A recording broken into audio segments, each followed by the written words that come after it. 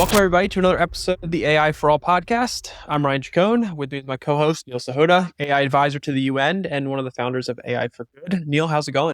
Doing all right, Ryan. Just trying to stay dry. We're going through kind of the hellacious set of thunderstorms out here on the West Coast. Today's episode, we are going to be talking about how AI will impact more traditional industries like the insurance industry, like the legal industry. And to discuss this, we have Martin Will, Chief AI Officer at LegalMation. They are a company that is leveraging AI systems to help corporate legal departments and law firms drive efficiency with very straightforward, easily developed and deployed solutions, specifically focused on litigation and dispute resolution workflows. Martin, welcome to the podcast. Thanks so much for having me here, Ryan. So let's kick this off by having you give a quick introduction about yourself, LegalMation, kind of what you all are doing, just kind of your background experience. And then I want to kind of pull the thread on kind of your role too, because I think it's interesting to learn more about what a chief AI officer actually does. I've been in the language and machine learning space for maybe a good 2 decades.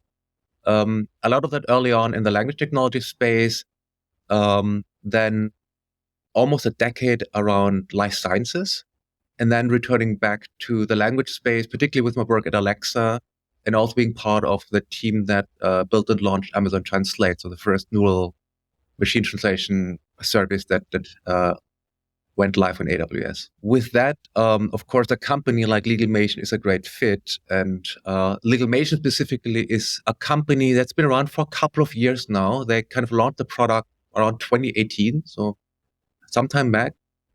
And they're really focusing on bringing AI technologies into the legal space, the insurance space. It's very much focused on specific applications like litigation, where we can immediately deploy AI in a meaningful way that directly drives productivity and consistency in our customer organizations. Tell me, just regarding your role as Chief AI Officer there, I know you mentioned that you recently joined the company. What is the role predominantly focused on, and how does that potentially relate to similar roles in other industries that you may have had exposure to, or maybe you have colleagues that are in similar roles, other industries? Because I think this is a new role that a lot of organizations may not have, but as the future kind of progresses, it may be more important to be looking into these AI specific roles. As a Chief AI Officer, my focus is really on defining the strategy around AI and machine learning technologies, also driving some form of applied research, experimentation, data science,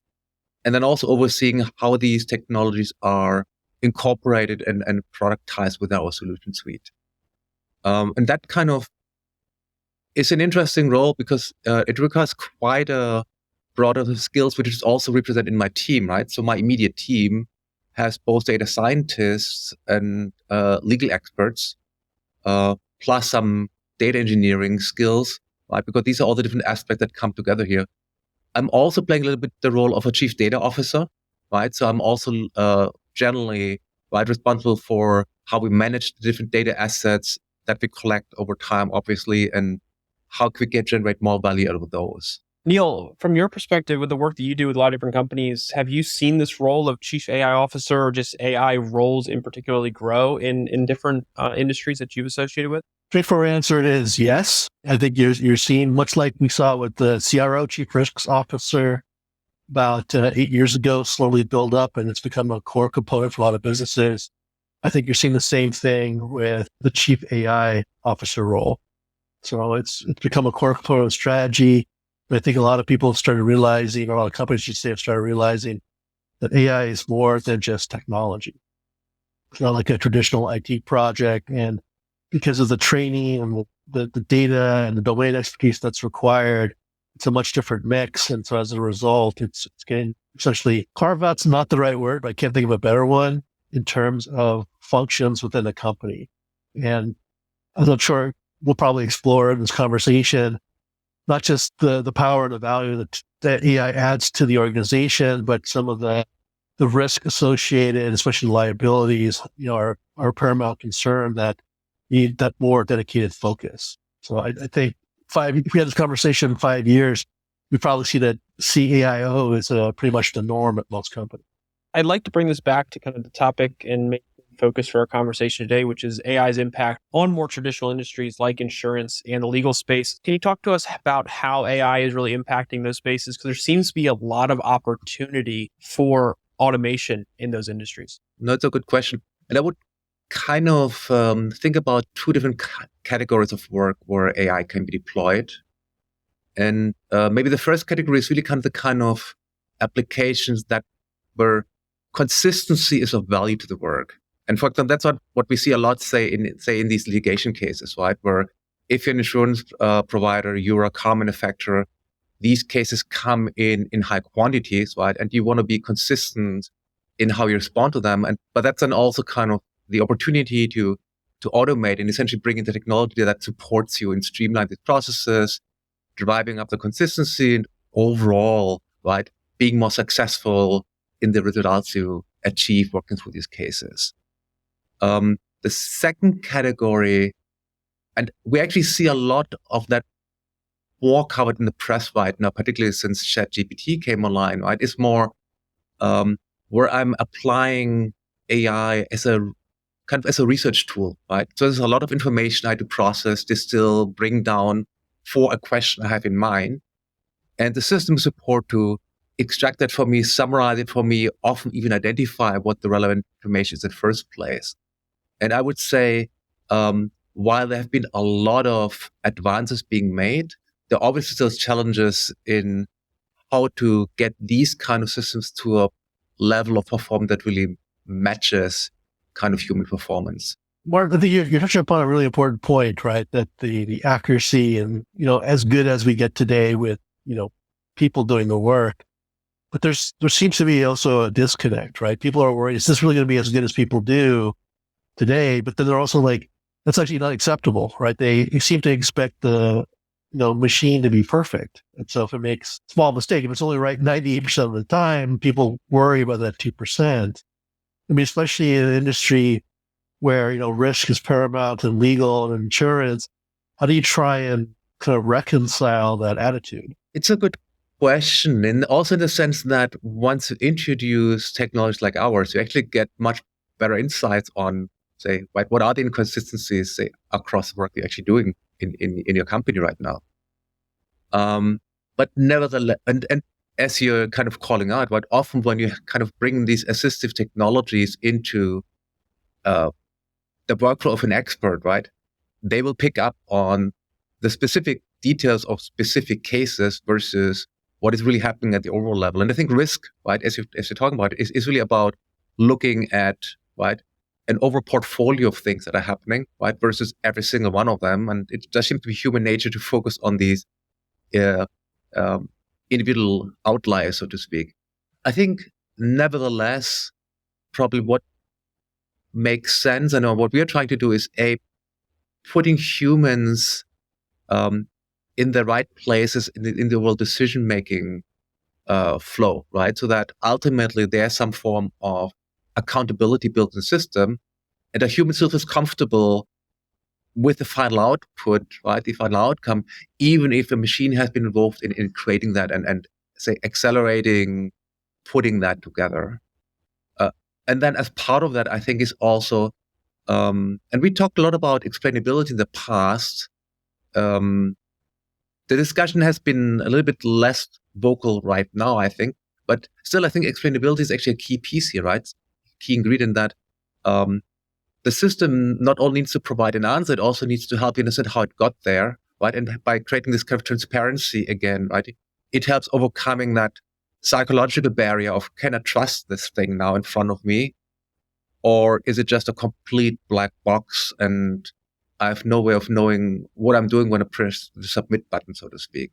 So I think that transparency and explainability needs to be part of how we roll out these technologies into the industries, in particular when it's about managing risk, right? So that risk and the decision-making and the trade-offs are kind of transparent to the human still carrying the final accountability. Do you feel like that's going to open up the need for different roles within organizations to help with, obviously, when you bring in tools like this will allow for certain tasks to be handled and be automated, which requires less need for people. But imagine that because there's still a level of review and a level of oversight that is needed, there's going to potentially be demand for other types of roles or more of a existing role because of a shift in the way things are being done.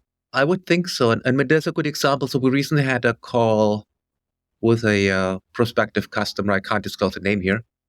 But one of the conversations in setting up the pilot with them really was them doing an internal assessment of exactly these aspects of any AI technology they're bringing into their organization, right? To what extent, right, has it been validated? What can be controlled by them? What risks do they expose themselves? So there's, for example, I think a new set of roles really coming around risk management, particularly for intelligent technologies that are being integrated into the workflow. And I could imagine that also the role of a chief AI officer in one of these companies would have a close relationship to these risk management activities. So there's really a strategic trade-off of how to set this up and how we think about ensuring that, say, we meet our compliance requirements and don't put our business at risk out. Have you seen certain challenges or hesitations when it comes to the adoption of AI into the legal and insurance space? Like, what are the biggest hesitations these companies have? And I guess, what are the risks associated with using something that is free out there like ChatGPT versus something that you need to pay for and is maybe more targeted and focused on your particular industry or verticals? As I mentioned, right, I was kind of earlier thinking about these two different categories of technologies that come in. And a lot of what we're doing is kind of selling this first category, right, which is about consistency and streamlining an existing workflow. And a lot of the conversations that I think we see internally at our customers is what is the workflow change that comes out of that for them, right? And suddenly, right, you had, say, groups of legal experts working rather independently, right? Suddenly, they need to align more closely in the responses, in how the documents are structured. And that often then becomes a primary conversation internally, right? So it's almost more an indirect response to, I'm bringing consistency because I talked about consistency, but now I need to really update my internal way of working around that technology. On the second one, I think that's really where the risk management piece, right? And the performance capabilities are still a big question mark, right? Once I go, right, have this technology that's supposed to support me in my research, and particularly if it's research that goes beyond what a human could even possibly do, right? I mean, I think that's part of what we're doing with these technologies, right? They have been sometimes given access to so much information that no human individually could digest and understand. So how can they actually see if a specific outcome is even represented in a meaningful way in this body? And so there definitely a lot needs to be done to drive this explainability, transparency, some way of allowing the humans to work backwards from an end suggestion, for example, right? And at least understand the plausibility of what the machine is really proposing here. Yeah, for our audience, if we kind of walk through an example, and since we didn't really talk much about what LegalMation does, maybe we can Martin, you can show what LegalMation does and kind of walk us through how some of these things factor into the work that you guys actually do. We can just take one of our kind of concrete product offerings, right? So, say a complaint response workflow, and you'll see as I talk it through, it's really an assistive technology in the sense. So what you do as a user, right? You get this document making certain requests to you from an outside entity, and you need to create a letter that provides a response to all the points raised in that incoming document. And so what our systems do essentially, as a user, you would upload that incoming document. We perform first, of course, standard document extraction, but then the next step is a deep semantic analysis, right? What is it that it's being talked about in the document? And also doing an analysis, well, what kind of concerns based on how you respond as an organization in the past are probably key to framing your response, right? And then with that, essentially, it becomes a workflow where the system looks at previous way of how the responding letter was structured, right? And what was the content, what was phrasing, the language. And together, right, with this overall classification of the risk profile at the point that we think are important, cause of action in the legal terminology, right? We put together essentially for each of these requests kind of a ranked list of what may be the most meaningful responses and where were they used in the past and what were other attributes maybe that were relevant in, right? And then as a user, you can review that, you can edit it, you can override what the system is proposing.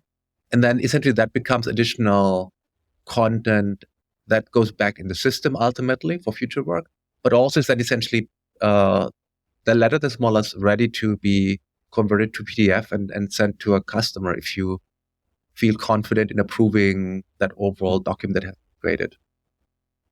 But you usually see, right? So the human is very much closely involved in making the final call, and also really try to provide, right, the context of why a specific way of answering here may be preferred to another option, which is still also presented to you kind of on the side as an alternative option. A good example of hybrid intelligence. We always talk about on the show that there are things that machines are better than people, but there are things that people are better than machines, and it's the complement of the strengths that really drive this. And so much like we should be treating Gen AI, it sounds like your AI system is kind of doing that first pass and provide some options for then people to consider. In normal work, maybe you can just consider 2 or 3 things, or here's you might be able to consider 10 different options or do a deeper risk analysis based on the complaint or the responses. For me, it's an interesting parallel to what I experienced in the pure language space,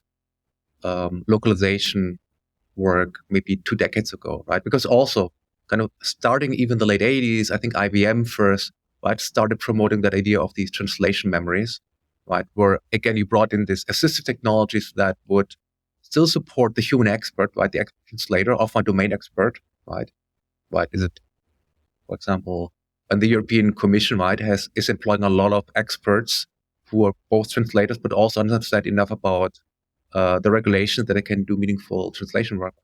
And incrementally, right, these systems became more capable in how well these suggestions worked, to the point, right, where in around 2000, we had reached a point where the bodies that had been compiled out of these systems, these corpora, they became actually the training material for the first generation of statistical machine translation systems, like the kind of technology like a Google Translate at the time.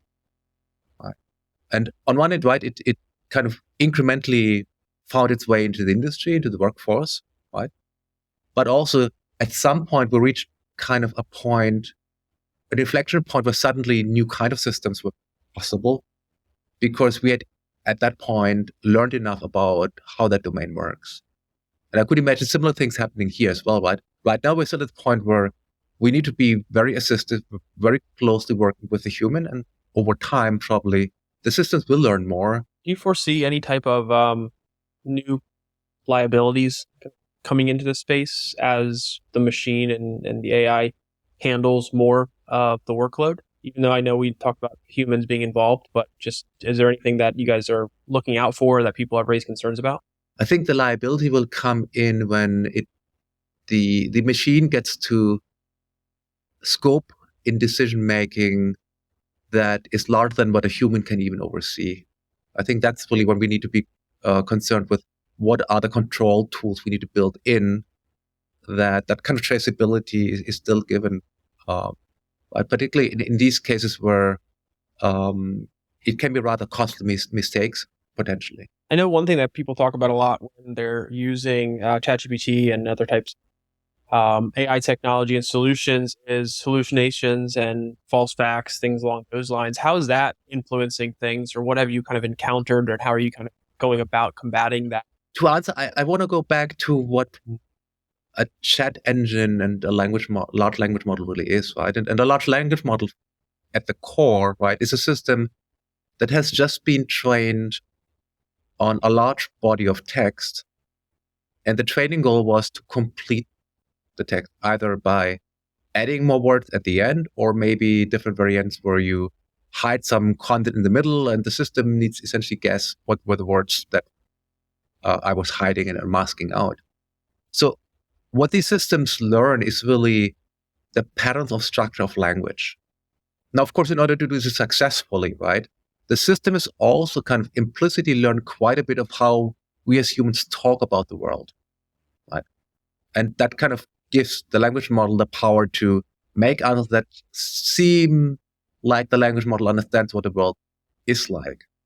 But fundamentally, right, this is not what the system does, right? And then in the chat system, what we do on top of that pure language statistic machinery, right, we call it alignment, right? We kind of nudge the model to give us answers in response to an incoming request that we find useful, right?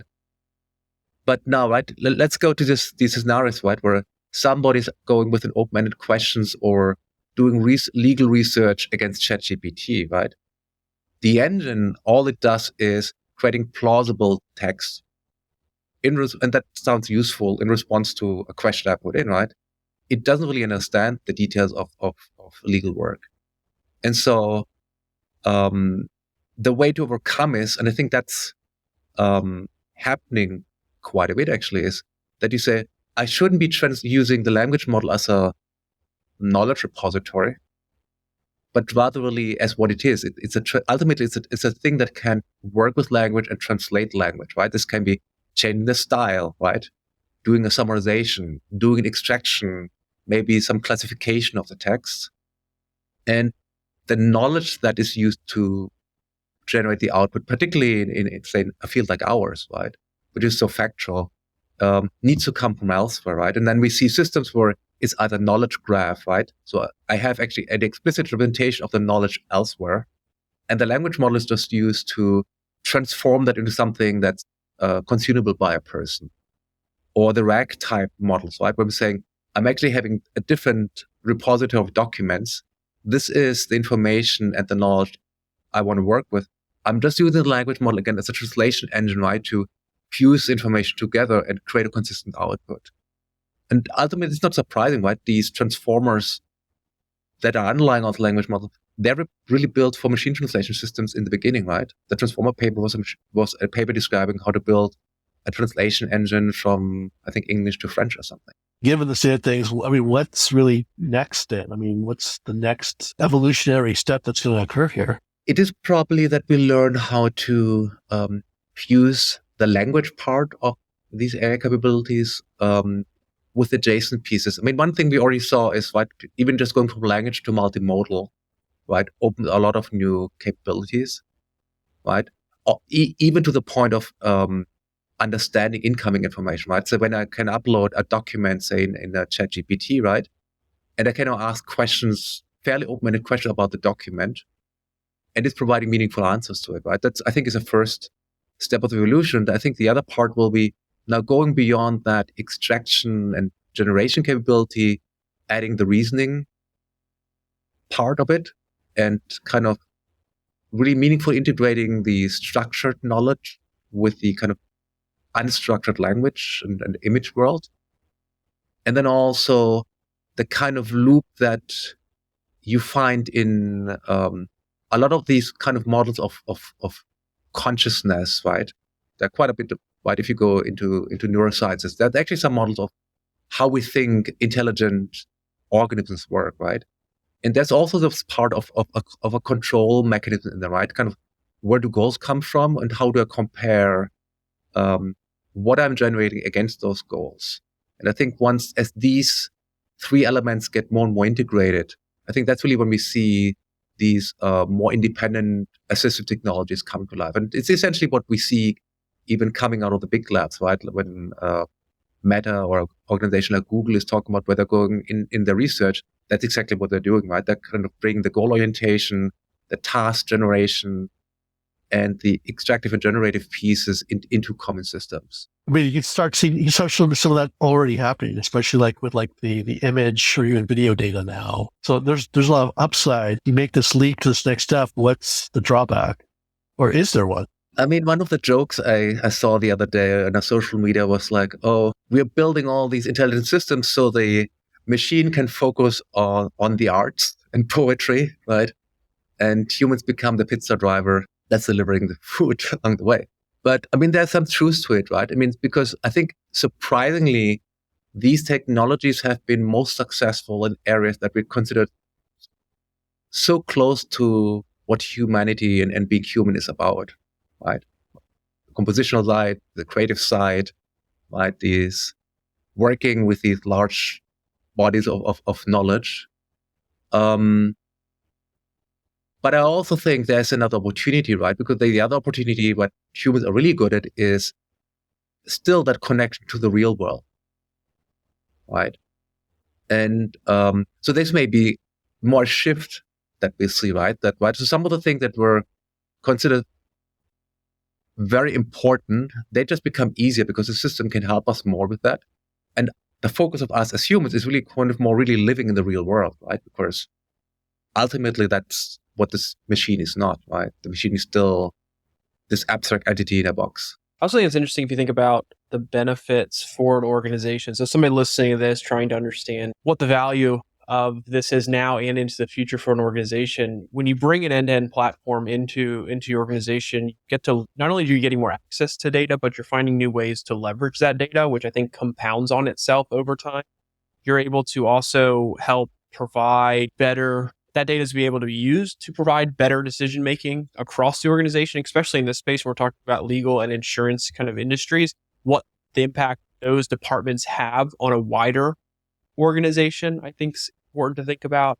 And just generally speaking, you get more access to the understanding of what's going on in these departments. And I'd love if you kind of expand on how you're seeing that as a big driver in adoption for solutions like this, as opposed to kind of just using maybe something that's free out there, something that is more of an end-to-end integrated in to the organization, and kind of how this compounds over time.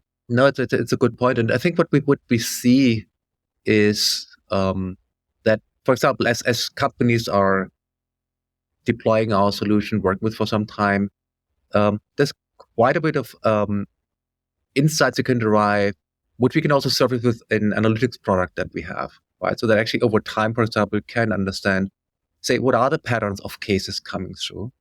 And for example, right, it may be a vehicle manufacturer. It's actually quite interesting to see what kind of, right, what these complaints that issues customers have are actually about, right? And this may inform either a refinement of the current model I have in the market, or I may use it to really design my next model generation from a very different view on the risk profile that's associated with having this product out there in the streets, right? And so I think that's for me a good example of, right, how these insights not only help shape work within that legal department in that case, right, but really help inform other parts of the business, because right, legal often is very, very downstream, costly, but the root cause often is much, much elsewhere in the organization. You know, I'm going to ask the crazy question I'm sure a lot of our audience is wondering about and maybe hoping for. Are we looking at a day where it will be an AI robot lawyer that's going to be helping them out? I can say I hope not. I don't think so, at least not for the foreseeable time. Because I think, right, this notion of accountability, human accountability, is still deeply rooted in our legal framework, right? So there is still the need that it is really human parties against each other ultimately that are standing in front of each other in court. And the robot, I don't think, can be the complete stand-in there. But of course, it will of course be the case, right, that more and more of the preparatory work and the arguments that are being presented are being created with the support of machines. Imagine that process from the voir diring all the way through the entire case with a human jury and robot lawyers. The AI's learned to be very persuasive, and people seem to have some intrinsic level of trust when it comes to the machine. Like, well, it's a machine; it's got to be right. We really appreciate you taking the time. For audience wants to learn more about what you all have going on, what's the best way to reach out and follow up? Probably the best way is you go to our website, LegalMation.com. There's also a contact form. I think that's the easiest.